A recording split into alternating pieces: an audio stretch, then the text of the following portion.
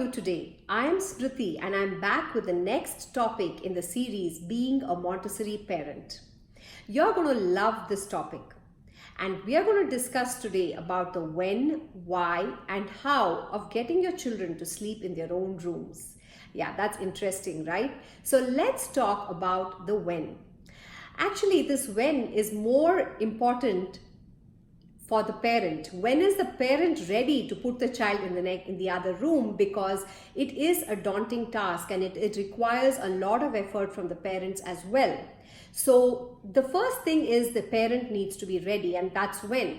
But also it makes it easier when the child has developed a sleeping routine, that is the feeding is not happening periodically and there is a gap when the child can sleep through the night, and there is a kind of a potty training happening, that is the diaper is dry for a few hours, or the child gets to go to bed, the toilet before he sleeps and he stays dry, or whatever it is, what is convenient for each parent.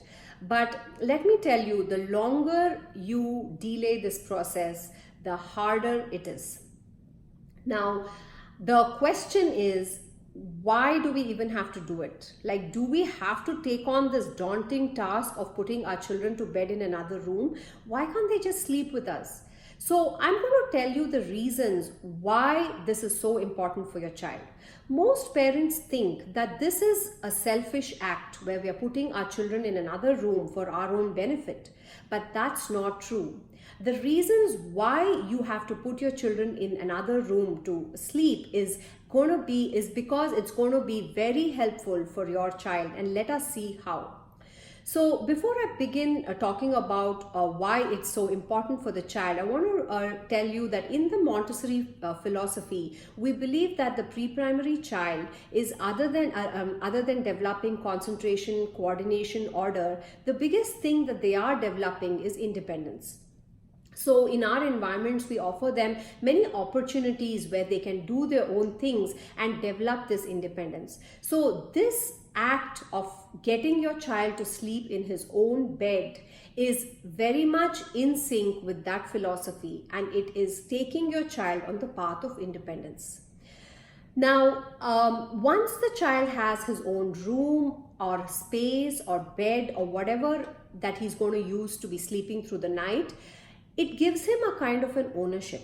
This is mine. And with that ownership comes responsibility. So taking care of that space, whether it is making the bed or cleaning the closet, cleaning the room, putting things away, all these things are the responsibility that the child learns. Another very important thing that we keep in mind in the development of the child is freedom.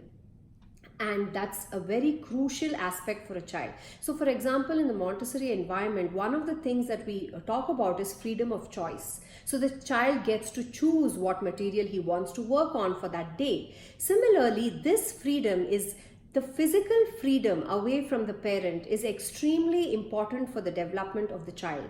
And of course, we are not taking them away from the home. It is just in the other room, and this is one step further from the child sleeping right next to you, and this is very important for the child's development. Now, the other benefit that comes from making your children getting them to sleep in their own rooms is overcoming fear. Maybe you're going to laugh at me saying, how is she saying overcoming fear when most children are actually scared to sleep on their own?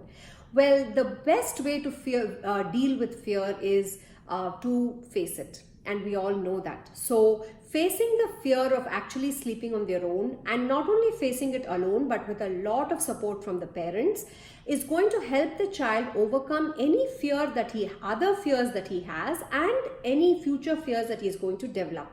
So if you're going to say, oh, the child is scared, that's why we don't make him sleep, he's scared, what you're doing here is you're actually feeding the monster, and that monster is the fear. The more you're going to say he's scared, he's not going to be able to overcome it. So it is kind of our job to help him overcome his fears, so that in the future, any fear that develops, he's going to be able to overcome it. It's extremely important for his development. It also prepares him for a time when he may need to stay out of home, say a sleepover, or his all his friends are going for a sleepover or a cousin's place, and he wants to go so badly. He wants to make friends and he wants to be with his cousins, but he's scared to stay away from home. So you don't want your child to be in that position. So to help that happen, that transition happen, the first step is to get them to sleep in their own rooms. By the fact that we spoke about responsibility also gives him a lot of skills, like how do I put a bed sheet, how do I put a pillow cover, and all these things are going to help him develop new skills, and these skills are going to be extremely useful to him in other phases of his life. The fact that he has developed so many skills, overcome his fears, and he has this freedom with boundaries is going to make him extremely confident.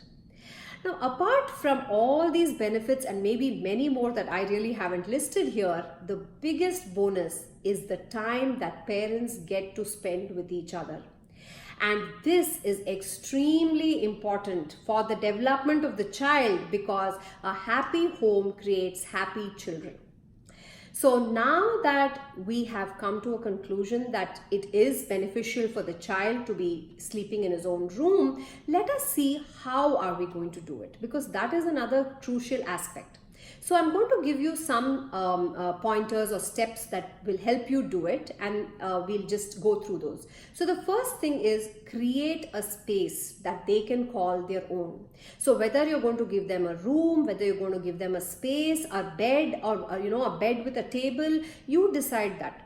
Now, once you decide that, this is based on what is doable, right? Whatever is doable for each person. Then you help them decorate it, make that space their own, get the sheets that they want, get the pillow covers that they want, maybe a curtain that they want, maybe you can have a board on which they can stick their paintings. So all these things is going to make that space very personal.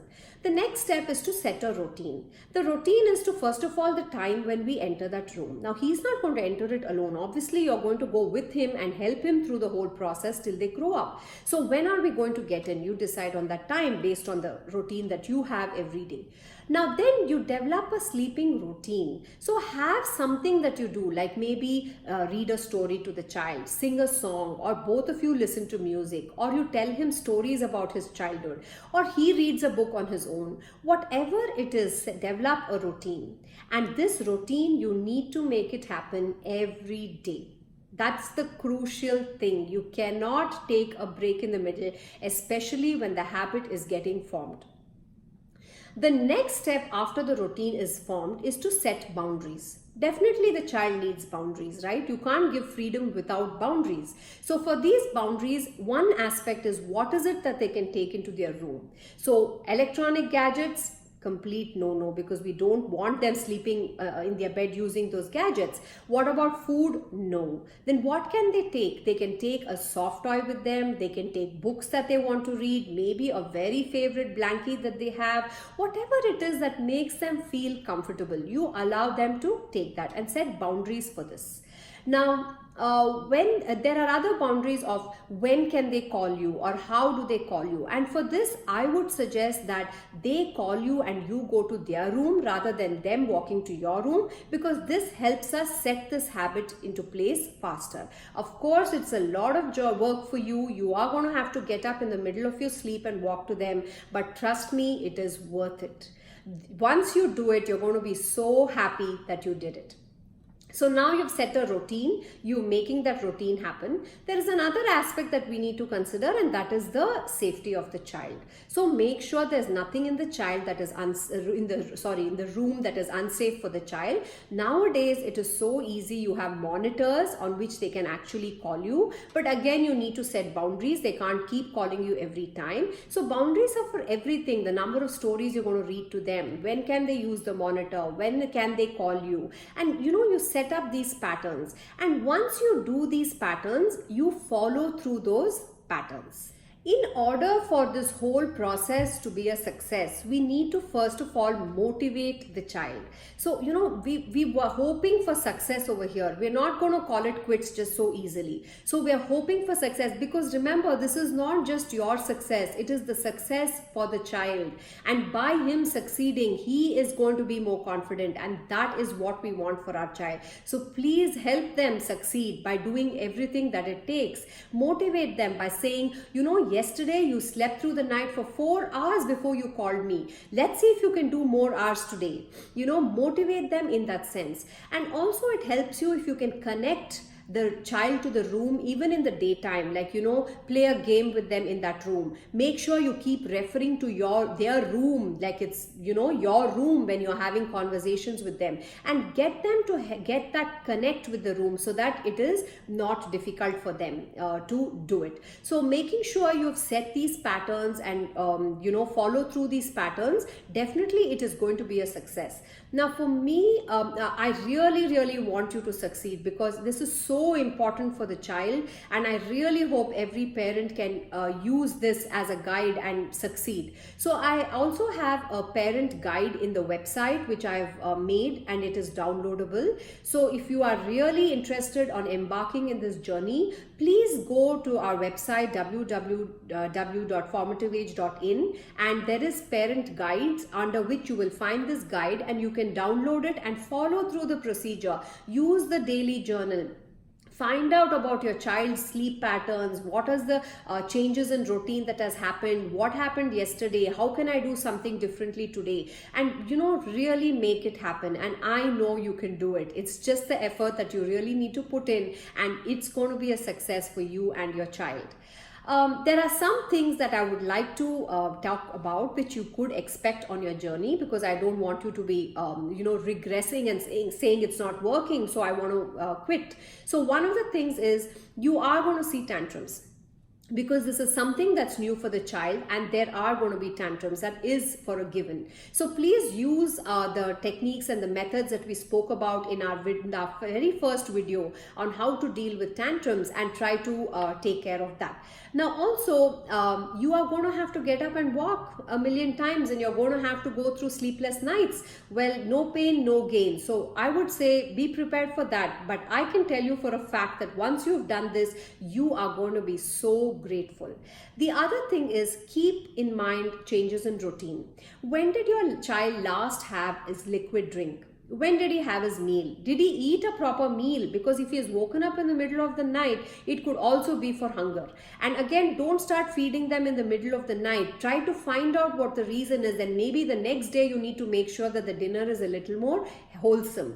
And so this way, you're trying to develop the sleep pattern. Also keep in mind, did he watch a scary movie the previous night? Did anybody in the house speak about something scary in the night? Because fears are something that is there in the child, and we are helping him overcome it. So try to keep a track with this guide that we have, and make sure it is possible. So be sure you keep the kind of routine that you would want for an everyday process to have right from the beginning.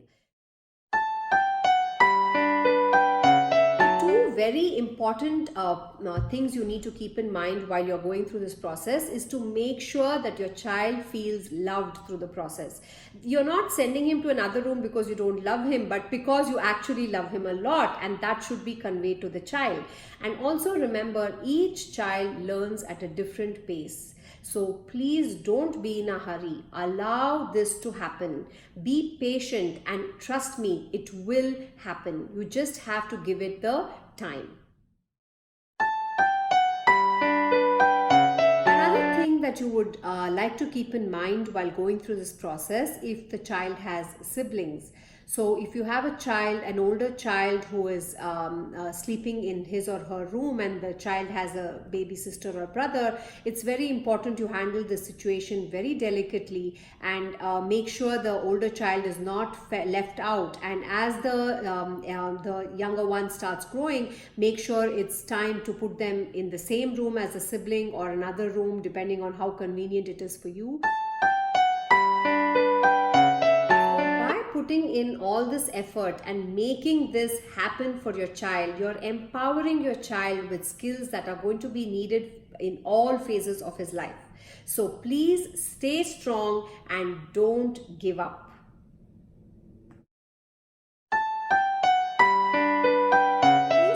Subscribe button if you haven't done so already to be notified about our new videos. You could also visit www.formativeage.in to know more about the Montessori method, Formative Age, and the online courses that we offer.